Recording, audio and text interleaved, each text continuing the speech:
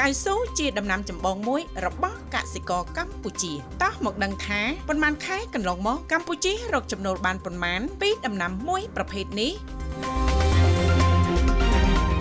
យោងតាមទិន្នន័យរបស់អគ្គនាយកដ្ឋានកៅស៊ូនៃក្រសួងកសិកម្មរុក្ខាប្រមាញ់និងនេសាទបានបង្ហាញថារយៈពេល4ខែពោលចាប់ពីខែមករាដល់ខែមេសាឆ្នាំ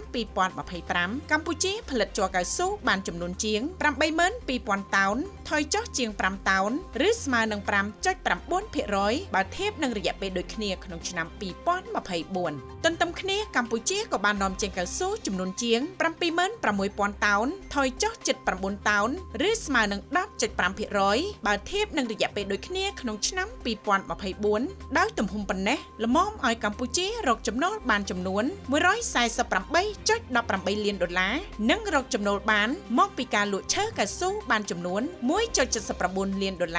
ស្មើនឹង 6,929 ម៉ែត្រគូបសូមរំលឹកជូនថាដោយយោងតាមក្រសួងកសិកម្មរុក្ខាប្រមាញ់និងនេសាទកាលពីឆ្នាំ2024កម្ពុជាបាននាំចេញផលិតផលជ័រកៅស៊ូនិងឈើកៅស៊ូទទួលបាននូវទឹកប្រាក់សរុបចំនួន $671.68 លាន